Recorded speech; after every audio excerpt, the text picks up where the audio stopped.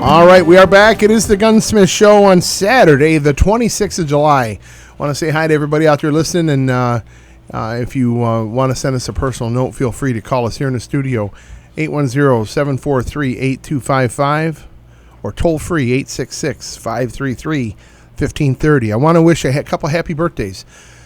Happy birthday to my sister Debbie. She turned 60-something yesterday. That's all I'm going to say. I won't be too specific. And my brother-in-law Grant is going to turn 60-something in just a couple days too. So happy birthday to them. And I bet you're the only sibling that's talking about them on the radio today. More than likely. But that's, I miss them terribly. They moved up north and don't see them much anymore. They used to stop by all the time. And great gun talk. Kind of sit around the campfire and talk guns for 4 or 5 hours. It would get a little overwhelming for the ladies in the room, but great gun talk. So miss you guys, and hope everything's going good for you. Now, let's talk about Colonel Colt, okay? He would have turned 200 years old last weekend. That's right. 200 years old. He's a pretty old feller. 200. He did turn 200. He did turn 200. Well, yeah. All right. His first idea for a revolver began when he was on a ship traveling across the ocean, and he watched as the wheel was turned, the way the wheel clicked with the rudder. That's right. In 1835, he went to England and acquired his first patent. On returning to America, he applied for and was granted the U.S. patent for his revolving gun with a folding trigger named the Colt Patterson. Yes. So that's very interesting. Now, I've seen these guns before. Of course, seen them in museums and in books and magazines.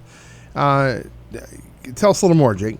Yeah, it's throughout the whole time when he started off as a gun designer manufacturer, it was not easy at first. It wasn't always just, wow, it's a Colt. Right. He was just Joe Blow at that time. His factory closed, or his business basically shut down 3 times. He actually had complete failures. Exactly. And he actually, before he even went overseas, he began working in his father's factory when he was like 14 years old, and he designed an underwater mine. No kidding. And it was... just a few brilliant minds have made such changes in this world. Yep. Sam Colt's right there with who else? John Moses Browning and Kalashnikov probably. Barack Obama. Wait a minute. Go ahead. You finish. I'm not going to keep talking. Anyways, he designed an underwater mine, and the military decided that, you know what, that's not what we want to do. That's too dangerous. Really? And he was younger than 20 when he designed that. That's amazing. So anyways, he had a lot of losses. He complete failure at his business, and it really he was making 1 or 2 guns at a time. And then all of a sudden the Mexican-American War hit in 1846, and the military quickly ordered 1,000 pistols from him. And he started, okay, this might work. Well, the results were so good that they actually ordered 1,000 more, and with that first order for 2,000 handguns, it provided him enough financial backing that he actually finally opened his first personal factory. Before, awesome. He was using other people's shops, other factories, and he started to make his own at that point in 1846. During his first 25 years of making handguns, this is pretty amazing. They estimate that he produced over 400,000 revolvers. Wow. So that would have been to 1866 approximately. That's a lot of guns. 400, and that's back then. Yeah. Pretty amazing. 400,000 handguns. With everything hand-fitted. Everything was handmade. Yep. That's pretty amazing. I wonder how close, how well, looking at those old Colts, which would have to go to the Firearms Museum to take a look at them again to see exactly how similar each model is. If each one were independently handcrafted, you never know. I mean, but this was the beginning of machining times to mass produce things. Right. So I imagine it was pretty amazing. Well, Colt, he was also the first American to use artwork as a marketing tool, which is very interesting too. He actually paid some artists, Western artists and so forth, to paint his guns into their pictures. People would see this, these beautiful works of art, and, well, he's got a Colt in his hand. Look at that. So that worked for him, and then you started to see the likes of Winchester with the artwork, and Remington and Marlin, and they all started using artwork after Colt did. Pretty amazing. And that really caught on. It did. And something he was kind of frowned down upon by others who were jealous, basically. He was awarded a lot of contracts. Government contracts, state police stuff, other nations, because he always seemed to present embellished guns to the leaders of those groups. It's always been a popular thing. Rub up to the big guys. Yep. Yeah. Here's an example for you. On a trip to Constantinople, which is Istanbul, he presented a custom engraved gold revolver to the Sultan of the Ottoman Empire. Wow. It's probably still floating around over there somewhere. Well, they have it in a museum. Oh, do they? Okay. He secured an order for 5,000 revolvers by telling that Sultan that the Russian Empire was already buying his handguns. But what he didn't tell the Sultan was that he also told the Russian Tsar, after he gave the Russian Tsar a golden handgun, that the Ottomans were buying 5,000 handguns from him as well. Sounds like the basis for a good movie. So it was basically just a game back and forth to... well, it's not like they were emailing each other back then. Well, exactly. Yeah. Send this pigeon to the Ottoman Empire and tell them. Go. Fly free, bird. Well, a lot of interesting things about Colt throughout all his time. And there was another one about in the 1860s, right before he died. He was given the title of a commander of a military force in Connecticut. Really? And he basically hand-selected... It was his revolving rifle brigade. No kidding. He's hand-selected. Everybody had to be over 6 feet tall, and he gave every one of them a Colt revolving rifle. Basically, a revolver. It's a revolver handgun, but it's built with a buttstock and a rifle barrel. He wanted it to just be this ultimate fighting force, and the military leader, who in the time in Connecticut, whoever it had been, said, "You know what? No, we're pulling the cord on this. You're not doing this anymore." No kidding. And it kind of made him heartbroken because he wanted to get this full force of just a really powerful kind of looking ultimate fighters. Exactly. Yeah. You got 6 shots and huge people's fighting them. You're going to beat anybody that comes at you. Well, but there again, it goes to marksmanship. It always goes back to marksmanship. Well, after he had passed away, he left in 1862 $350 million of what his net worth was. I'm sorry, $15 million. Oh, $15 million? That was equivalent to $350 million today. Awesome. I'm sorry. So what happened with the estate?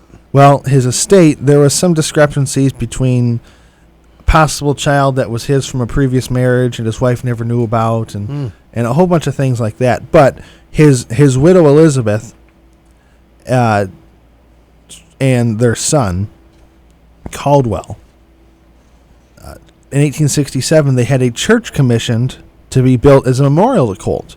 Really? So it was an Episcopal church designed by a guy by the name of Edward Potter, and it was a memorial to Colt and the 3 children that they had lost.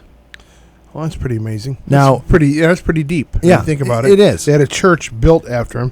The church architecture contained guns. Yes. And gunsmithing tools sculpted into the marble to commemorate Colt's life as an arms maker. Yep. That's flat out amazing. I had no idea about that until you read it to me this week, and that's just deep. So in 1896, though, there was a house also built on the site as a memorial to their son who had died in 1894. And then and this is all in Connecticut. In 1975, the Church of the Good Shepherd and Parish House were officially listed in the National Register of Historic Places. That's pretty awesome. So that's their church then. That's the one, the Church of the Good Shepherd. Yep. And the Parish House. Now, what town was it in? Do you know? I do not know. All right. Well, it's but it's in Connecticut. And it's listed as number 68 in the national record, or no? No. Connecticut's, a smaller state, so it can't be that hard to find. Just look for a tall steeple. We'll find. Yeah. We'll find it out. Yeah, the church tower. Go to where the old oak tree was. Yeah. and turn Remember left. the barn that old Farmer Johnson had? Take a left there. All It right. burned down a long time ago. Well, we got to go to commercial break, but when we come back, we're going to start talking about the Peacemaker, That's right. the 6-shooter that is so well known. That was a serious part of the history of this country. All right, so hang on tight. The Gunsmith Show will be right back. We'll be leaving you for only a couple of minutes. Who's watching your home? Who's watching your business? Pal Burglar Alarm can watch them for you. They have over 30 years' experience protecting homes and businesses in mid-Michigan. Pal Burglar Alarm provides 24-hour monitoring service through their UL-listed monitoring center based right here in Michigan. They also offer armed guard services and no long-term contracts.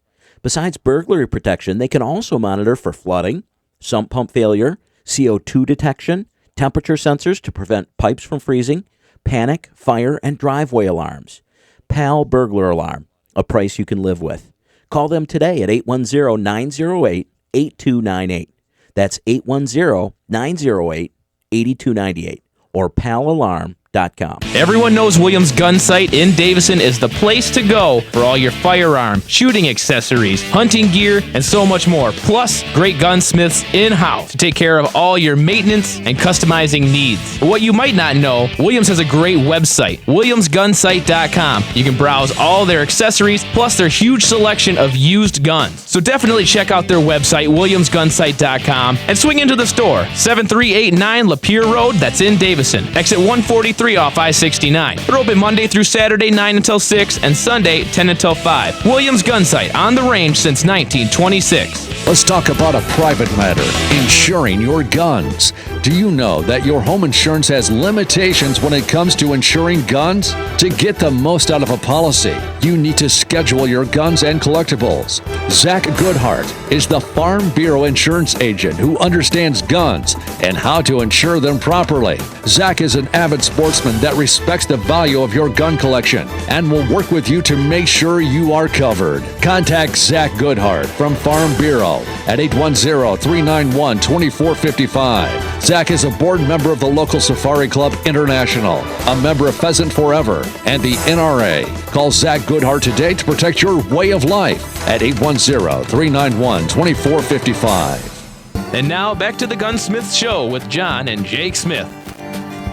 If you'd like to talk to John or Jake, call now, 810-743-8255. Well, welcome back, everybody. I hope you got that coffee filled up. It is the Gunsmith Show. We're live on the radio here in Flint, Michigan, and bringing you gun talk. Today we're talking some history. We're talking going back into the days of Samuel Colt. And, yeah, there you go. We're going to talk about possibly the most famous Colt design ever, which is the Single Action Army. Yes. The SAA, as it's called. The Single Action Army. The revolvers that are some of the most sought-after revolvers in the world, and very, very highly priced. And if you have one, be glad you do. Yeah. If you have one and you have no idea of its value, and it says Colt Single Action Army on it, or just Colt, do not put it in the garage sale and let it go for $50. These guns are worth sometimes literally thousands of dollars. So be very, very careful. The guns were introduced in 1873.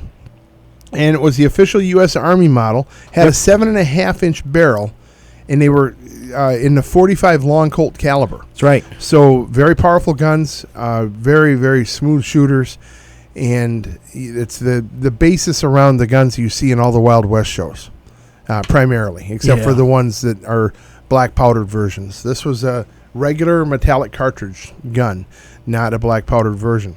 So there was always different throughout the whole process. There's always different models, and they actually had them back then called the artillery model. Really? Yep, and they were issued only to artillery units in the military. They have tall sights on them. I think they had to fold up sight for long shooting. Nope. Not They at had all? the 7.5-inch barrels, but they deemed them the artillery model. Interesting. Yeah. Wonder what was different about them. I don't know. I need to get my Colt books out because I've had all these books for 20 and 30 years. More like 30 and 40 years because my dad had all these books too. And I always kind of pushed them aside going, yeah, it's gun history, it's interesting. And I love my Colts. And my family I had a lot of Colt collectors in my family. One of them was my uncle who passed away, a great fellow that lived in Hadley. And unfortunately, his widow, my aunt, sold the guns pretty quickly after his death. Needed some money, and he had a matched pair of Colt Single Action Armies, consecutive serial number in the same box. And she sold them to the guy that owned the party store at the corner for like $500. And at the time, the guns were worth $1,600 a piece. But what bothers me is when people take advantage of people like that. Yeah. And those were guns that probably should have stayed in the family, and I would have paid her whatever she wanted for them. I might not have my right arm at this point because I would have wanted those guns. I would have been a short one kidney. yeah. Sorry, Jake, you don't need 2 kidneys. But yeah, I'll sell you my kid's backbone. That kind of stuff happens, and there are put it this way, there's predators out there that hit garage sales first thing on Thursday mornings looking for those guns sitting out there.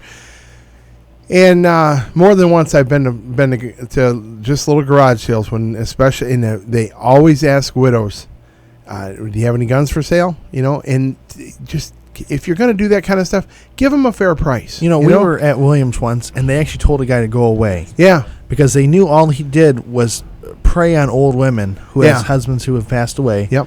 And he was stealing these guns from them, basically. Right. Just paying her pennies on the dollar for what they're actually worth. Yep. And that's sad. Guys, if you're going to look out for your collection, share the value of your guns with your family so that they understand the value of these guns. They're not just, old relics or junkers that are sitting around. These are some classic old guns. Yep. So if you've got any of these old guns, like these old Colt Single Action Armies, we're talking some really, really nice old guns. There was 37,000 Single Action Armies ordered over that 19-year period from 1873 on. Yep. And those guns are so highly sought after. It's amazing. So we have a caller on the air. Hi, caller. Who's this? Hey, it's Matt Hartman, and I just wanted to listen to your sad story about guns being let go quick after somebody passes away. Yes. Bit of marital advice out there for these guys, or family advice, is tell people make sure your family knows what those things are worth and what they really mean to you and the value. So when you do pass away, because we all will, yep, that the things don't just go to the wind and the guy on the corner and whoever happens to show up. You don't want those situations. I recently was at a gun auction working through one, and a woman just auctioned everything off, never even gave her kids an opportunity to make the purchases off them. And it was, she needed the money, and that was the justification. And, it really, if it means something to you now and you want to pass it on, you got to make sure people understand the values and know.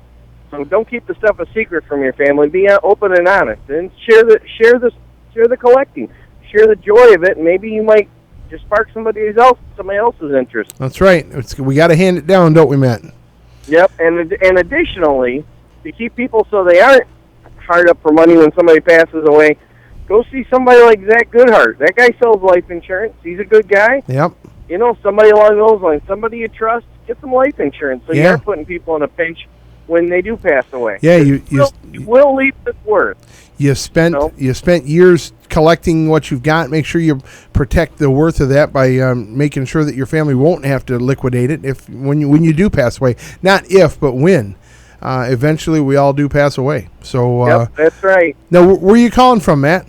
Well, I'm on I-75 about mile marker 182. Really? Well, you're up there quite a ways, and you're still hearing us pretty good. Pretty good. Yeah. Yep. Well, good. Glad to hear that. Sound like you're on the road. Well, have a safe trip, sir, and thanks for calling. We sure appreciate it. All right, you guys take it easy. All right. Well, take Matt's advice, everybody. Pay attention to your future and the future of your family. Don't let your spouse sell the guns for what you told them you paid for. That's one of those jokes out there right now. That's all I could think of was don't let them sell it for what you told them you paid for it. Yeah, we get that one a lot around the gun clubs. Folks talking about, I told my wife I only paid $500 for this gun, and it's a $2,500 gun. So that kind of stuff happens. I would notice if there was a lot of money missing from a checking account. Well, you never know. I would think so. But anyways, you never know. Well, we're back to the Single Action Army here. Starting in 1873 until 1940, they were made continuously. Yes.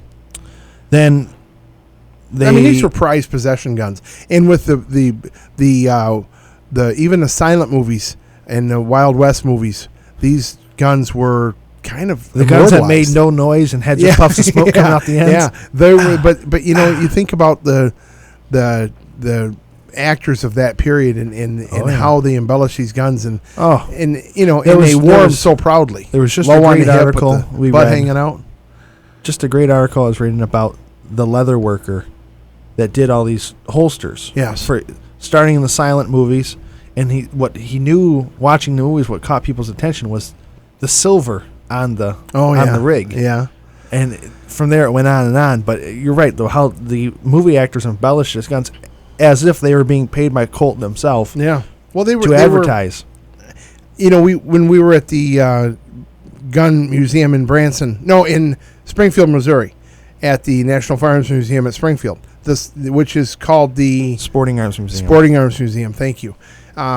They had John Wayne's Peacemaker, short-barreled with the special handle that was all ivory, finger grooved into the ivory of the grips. Beautiful guns, and one of the most highly copied ones there is, because they take them and they actually take the guns that are in good shape and try to make them like they're worn, and they take cheaper versions and try to make them look like the Colts, and age them to make them look like they're true authentic Western pieces. So pretty amazing how sought after these guns are. But they started what was called the second generation in 1956. Yeah, I guess they took the time off for the war. I would imagine so. There were so many of them already out there, and Colt's always done this. They've halted production on things to increase the value. Yeah, they very very carefully done that. They never really flooded the market. They will put a model out there and produce it for several years, then they'll just quit. And that makes them more sought after. It really does. Yeah, they haven't done that recently. Yeah, well, let me think. Python, Diamondback, King Cobra, Anacondas, Cobras. They quit making these things. What does it do? It makes you have to search for them. Exactly. And Jake was just mentioning some of the double-action snake models that they came out with. All right. And they quit making. Yes, they did quit making. And when you get them, you hang on to them. Well, in 1956, the second generation Single Action Army came out. Right. And it really stayed in production for the next 20 years. And then the third generation was started in 1976, and that's what they're currently on today. Well, Gen 3s, they've gone. Some of these models were available with adjustable sights. Okay, what happened, yes, some of these Gen 2s and Gen 3s became, they were trying to fight what Bill Ruger was doing with the Blackhawk. Right. So they had different sighting systems. They had adjustable sights because people were shooting them more for target guns. They weren't just carrying them on their hip in the Old West or using them to shoot snakes. Times have really changed on the Colt standpoint. Yes. So the guns were...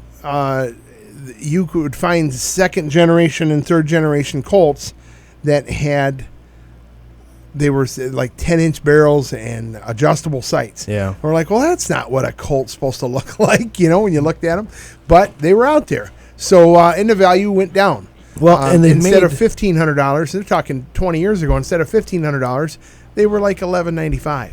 Well, the different models, $1,195. So the values were up and down quite a bit. The different models they've made since then, though, are the new Frontier, the Frontier Armory, Frontier Scouts, where the new ones that are 44 Magnums and have the big sights like the Blackhawk. Yes. Those models have come out recently, and they've brought them back in kind of that more of a target sporting gun instead of hunting with your Peacemaker. Yeah. Well, having those adjustable sights, having that rear sight raised with the... Instead of just a notch in the top. Instead of just a groove in the top of the receiver. Yeah, it makes for a strength and appearance difference. It's different for holstering, too. It's not... You can't draw them as fast because of those mounts or the sights. Have you ever tried to fast draw a Colt, Jake? I've never had a Colt. Well, you'll get one when I leave you mine. But anyways, they're a lot of fun. And the sights are designed for one thing.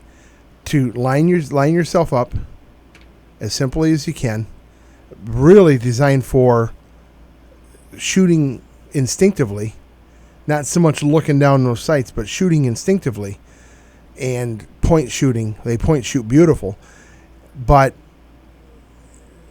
also to unholster quickly. Right. It's a rounded front sight, so it unholsters beautifully. Where the Rugers have always had. Try and fast draw Blackhawk. I've tried that. You can just you can. You just got to get used to it. Yeah, but the front sight's not really designed for it. Right. So it's a pretty big sight to get that sight plane up above the barrel, up to the height of the rear sight. So still lots of fun and very holsterable guns. Different calibers. There has been over 30 different calibers chambered through the Single Action Army. Yeah. Now even if correct me if I'm wrong, didn't even George S. Patton carry Single Action Army? Yeah, with the ivory handled. What caliber did he have? Do you know? Do you remember? 45 Colt. Sure. That's what I read. That's what you think? Okay. All right. I wasn't sure. I just wasn't positive. I wasn't sure if he had something goofy. They're not 38, 40 or something. Why weren't they pearl gripped? Remember that from the movie? Yeah. Because he's not a, what do you say? He's not a pimp from the streets of Chicago? Yeah. Yeah, something like that. Yeah, they're not pearl. They're ivory. All right. So now let's. Not saying anything bad about a. No, pimp from Chicago, but that's all right. Well, there's. You just don't deserve an ivory handled. Well. Maybe pearl. Ivory, we saw some ivory last weekend. It's just amazing what ivory handles look like. But back to the story. You know, and the current calibers that the gun is chambered in is 45 Colt, 44 40, and 357 Magnum. All right. Very interesting, though. Some of the other calibers that were chambered have been something like the 32-20, sure, 25-20. Yep. All these weird derivatives of a 45 Colt and 41 Colts over the years. Yes. That neck down but truly though, it's what's made this gun so popular is that they've always put the most popular calibers in it. Yeah, they've certainly changed with the times. Through the custom shop, you can get a 44 Magnum. I heard that. Now, and Colt doesn't make a lot of 44 Magnums. They don't. They just don't do it. In all honesty, why when you have a 357 Magnum? Right. I mean, what more can you get out of it in that configuration? Right. You know, if you're trying to shoot silhouettes at 200 yards, you're going to get a Blackhawk out and do it, or a Super Blackhawk.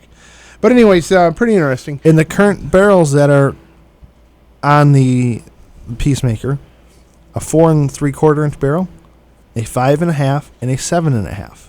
That's not bad. That's a good option. Bunt line models. Yes. Those long, the wider models. Right. They're available from time to time, but they're called the bunt line model. Mm-hmm. So they have a much longer barrel, 12-inch barrels? Yes. 10 and 12? Yes. Yep. And, there's always stuff available from the Colt Custom Shop. Always. So, well, hang on tight, folks. We got more to talk about. We have to go to commercial break.